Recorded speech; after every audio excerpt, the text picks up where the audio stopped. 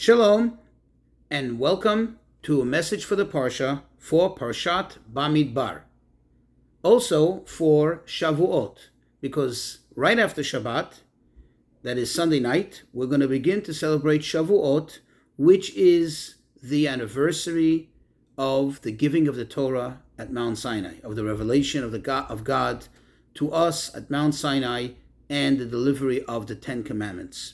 And it's actually not just connected by the virtue of the fact that they happen to be in close proximity, chronologically speaking, but in fact, this week's Parsha, Parshat Bamidbar, is always connected to Shavuot, as it is always, without fail, the reading, the Shabbat, preceding the celebration of Shavuot, the festival of Matan Torah, of the giving of the Torah. Why is that? What is the connection? We know that nothing is by coincidence. There's no such thing as happenstance, especially when it comes to Torah and our observances and celebrations. Everything has a meaning. Everything has a reason. What is the reason that the calendar is set up in such a way that we always read Bamidbar right before Shavuot, as we prepare for Shavuot? The answer is the word Bamidbar means in the desert. And actually this Parsha speaks about Hashem having commanded the Jewish people to take a census while they were in the desert. But the fact that we read the word Bamidbar and that the Parsha is called Bamidbar gets our attention. It reminds us of something very powerful as we're about to go into the celebration of the anniversary of receiving the Torah, and in fact, receiving the Torah. We once again receive the Torah. The idea behind this word, Bamidbar, is the following.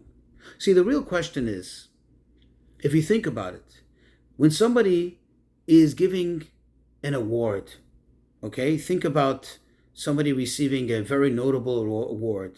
Somebody receives a beautiful gift. How do you typically do that? You do it usually, of course, you make a photo op and the like, but where do you do it? You look for the most respectable and the most beautiful venue possible, whatever is available to deliver that. You make an inauguration. You install somebody as mayor, as president, or wherever it is. You do the most elaborate event possible in the most, in the most suitable and adorable venue. And here, Hashem gave us the greatest gift of all. When we look in the sources, it describes the Torah as being like a hidden treasure that one doesn't just easily give up. And here Hashem gave it to us. He shared it with us. But where did He choose to deliver it? In the desert. A desert is no man's land. A desert doesn't even have the virtue of nice growth and nice vegetation. It's just a barren place. There's nothing there. Maybe snakes and scorpions, heat and sand. It's not a nice place.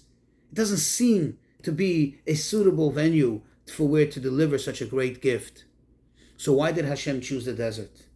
And the answer is, Hashem chose the desert because He was sending us a message. That when He's delivering this Torah, this very special gift, true, the Torah involves primarily Torah study. And by virtue of that, it seems, or it would seem, that the Torah should be more exclusively belonging to the scholars, to those who are capable of study, those who are capable of learning it. Thus, there may, God forbid, be this idea, this thought, that perhaps the simpleton, the one that doesn't know Torah, doesn't have a connection to it. And Hashem was trying to send a message, and He sent that message very loud and clear. Oh no, this Torah, I'm giving it to you in a place that nobody can claim as their own.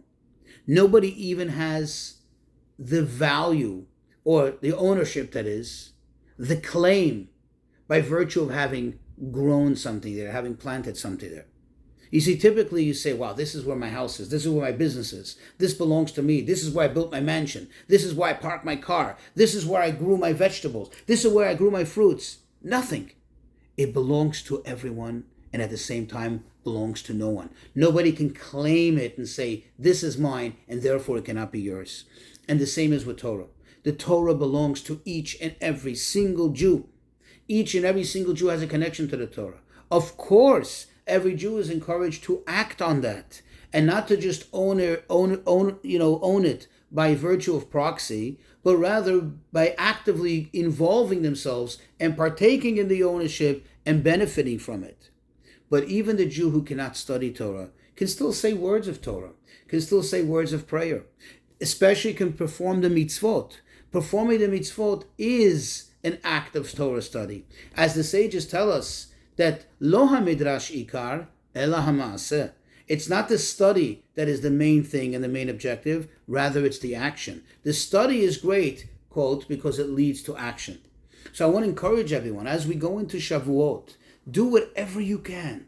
Make that effort, make that resolution to add even 2 minutes, 3 minutes, 4 minutes, 5 minutes of Torah study a day. Whatever that Torah study may be at any level. And there's no shortage of resources to help you with this. Go to Chabad.org. There's so many other websites where you can get a small, quick Torah thought for every single day, something that can keep the Torah alive and active in your mind, in your life, and through you in the lives of those around you, especially your loved ones, those who live with you. Shalom, Shabbat Shalom, and may there be peace in Israel and in the entire world. And Chag Sameach, have a happy Shavuot, and you shall receive the Torah b'simcha uvepnimiyut, with great joy. Shalom.